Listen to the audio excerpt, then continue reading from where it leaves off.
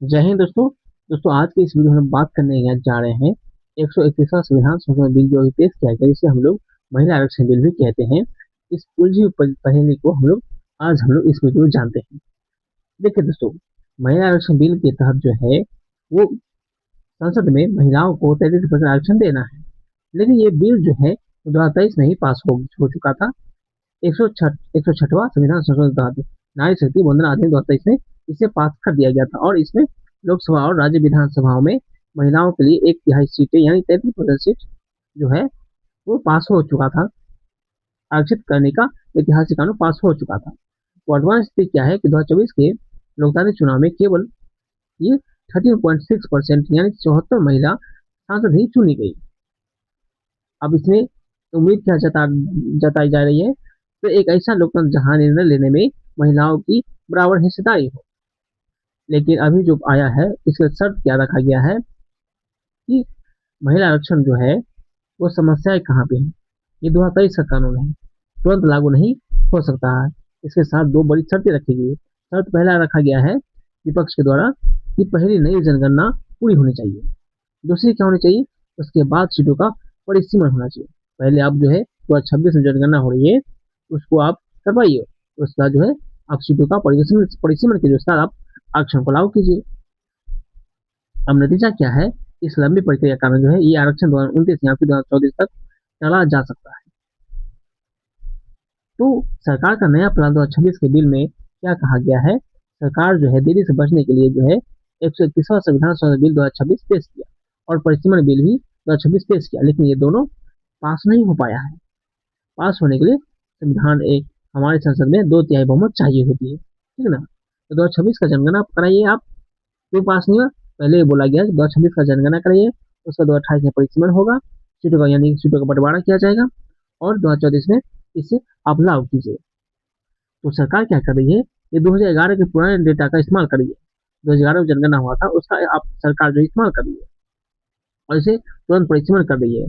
लोकसभा की कुल सीटें जो है 550 बढ़ाकर 850 करना चाहती है सरकार, और इसे 2029 तक लागू करना चाहती है, लेकिन ऐसा हो नहीं पाया है। तो 850 सीटों का गणित क्या दोस्तों, अभी वर्तमान में कितना सीट है लोकसभा में, तो 543 सीट है, जिसमें से केवल 362 सीटें सामान्य सीटें बचेगी। जब ये प्रस्तावित हो जाएगा महिला आरक्षण बिल, तो ये प्रस्तावित होने के बाद 850 सीटें हो जाएगी, इसमें से 567 सीट जो है वो सामान्य सीटें बचेगी। लेकिन सरकार क्या कह रही है, गृह मंत्री का तर्क क्या है, अगर मौजूदा 543 सीट पर जो है 33% आरक्षण लागू किया जाएगा तो कुल सांसद के लिए बहुत कम सामान्य सीटें बचेगी। सीटें बढ़ाने से महिलाओं को भी ज्यादातर सीट यानी 283 मिलेगी, और सामान्य सीटें भी बढ़ेगी। अब दोस्तों परिसीमन क्या होता है, देखिए परिसीमन दोस्तों होता है कि हर राज्य की उसकी आबादी के अनुसार जो है वो लोकसभा सीटें मिलती है, उसी को बोलते हैं परिसीमन बोलते हैं। इसके इतिहास में देखते हैं दोस्तों, 1971 के बाद से लोकसभा सीटें 543 पर फ्रीज यानी रोक दी गई थी, ताकि जनसंख्या नियंत्रण करने वाले राज्यों को भी नुकसान न हो। अब विवाद कहाँ है, विवाद जो अब इसे 2011 की जनगणना के आधार पर जो है फिर से खोलने का प्रस्ताव जारी किया गया, ठीक है ना। और देखिए डोमिनो फर्स्ट है, राज्य के बीच भेदभाव क्या है। अब देखिए, ये जैसे उत्तर प्रदेश हो गया, बिहार हो गया, तो उत्तर प्रदेश में सीट 80 से लगभग 133 सीट, और बिहार में 40 से लेकर 69 सीट है। यानी कि लोकसभा हिस्सा जो है उत्तर प्रदेश और बिहार मिलकर 25% रखता है। लेकिन जब यहाँ देखा जाए, तमिलनाडु 39 से 32 सीट है, केरल में 20 से 15 सीटें, तो यहाँ पे जो है अनबैलेंस हो जाता है। इसका असर क्या होगा अगर ऐसा होता है, जो राज्य जनसंख्या नियंत्रण में सफल रहा, जैसे दक्षिण भारतीय राज्य है, उनकी संसद में ताकत क्या हो जाएगी, कम हो जाएगी। दक्षिण का डर क्या है, दक्षिण राज्यों का, उनकी राजनीतिक आवाज को सजा दी जा रही है, उनका ये डर है।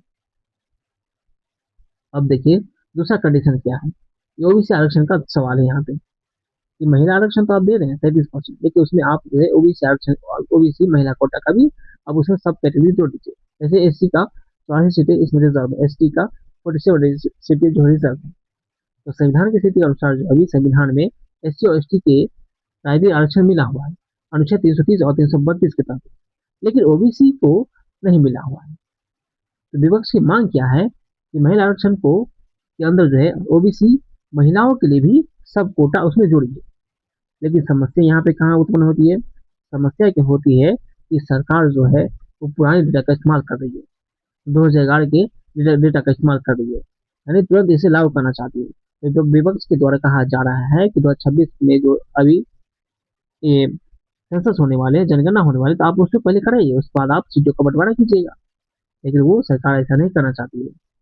अब संसद में क्या असर पड़ेगा? तो संसद पर असर क्या होगा? जब सीटें बढ़ेगी तो संसद पर असर पड़ेगा कि सभी सांसद को सवाल पूछने या फिर बोलने का बहुत कम समय दिया जाएगा।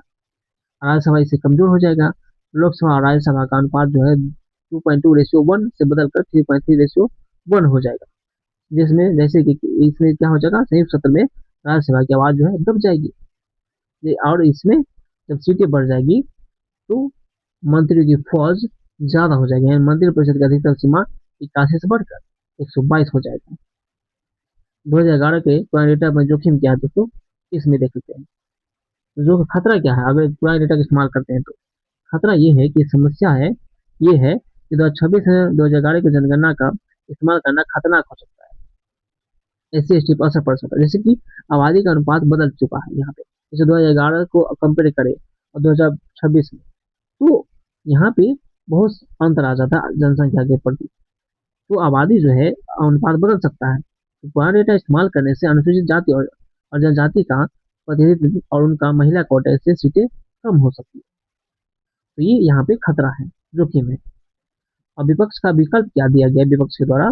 DMK का प्रस्ताव क्या है कि मांग क्या है कि महिला आरक्षण को परिसीमन और नई जनसंख्या की जटिलताओं से पूरी तरह से अलग किया जाए। उन्हें समाधान क्या बताए हैं कि अभी जो 543 सीट हैं उन पर आप 33% महिला आरक्षण को तुरंत लागू कर दे, बिना किसी राज्य की सीट को घटाए या फिर बढ़ाए। आप जो है 543 सीट है अभी वर्तमान में लोकसभा में, आप उसी पर आप 33% आरक्षण को लागू कर दें, बिना किसी राज्य के सीट को घटाए या फिर बढ़ाए। लेकिन सरकार मान नहीं रही है। अब यहाँ पे सरकार बना विपक्ष को देख लेते हैं। सरकार क्या कर रही है लागू करने का तरीका, 850 नई लोकसभा सीटों पर कर रही है। विपक्ष क्या कर रही है? विपक्ष कह रही है आप जो है अभी 543 सीट है आप उसी पर ये लागू कीजिए। आधार सरकार क्या कर रही है? 2011 का पुराना जनगणना का इस्तेमाल कर रही है। विपक्ष के द्वारा कहा गया आप नई जातिगत जनगणना का इंतजार कीजिए, उसके बाद आप इसे लागू कीजिएगा। अब सरकार जो ओबीसी कोटा अब कोई प्रावधान नहीं किया गया इसमें, लेकिन विपक्ष कह रही है कि आप इसमें महिलाओं के लिए सब कोटा जोड़िए, ओबीसी के लिए भी। लेकिन विपक्ष जो सरकार जो है वो मानने के तैयार नहीं है।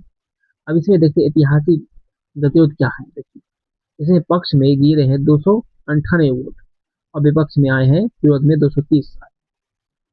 तो नतीजा क्या हुआ? ये 17 पर 2026 को 131वां संविधान संशोधन बिल जो है लोकसभा में गिर गया। कारण क्या था कि संविधान संशोधन के लिए 2/3 बहुमत आवश्यकता होती है, जो सरकार नहीं जुटा पाई।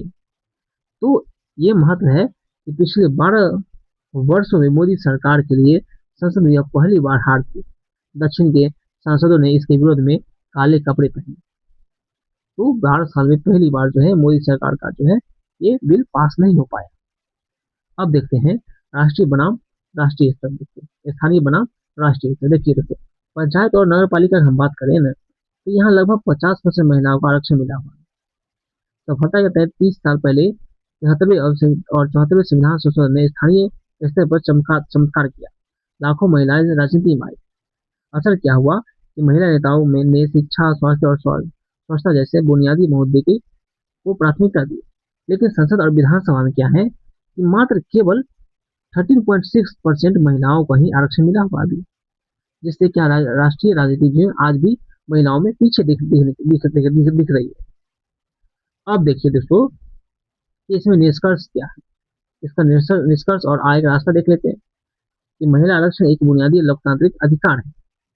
इसे परिसीमन और चुनावी भूगोल के जटिल और विवादास्पद नीति का बंधन नहीं बना जाना चाहिए। अब मुख्य इसका सीख क्या है? जब तक महिलाओं के अधिकार को जनसांख्यिकीय बदलाव से अलग नहीं किया जाएगा, तब तक उस नारी शक्ति को संसद में अपनी सही स्थान नहीं मिलेगा। तो दोस्तों आशा करते हैं आप लोग महिला आरक्षण बिल को आप लोग समझ गए होंगे, जिसे हम लोग 131वां संविधान संशोधन भी कहते हैं।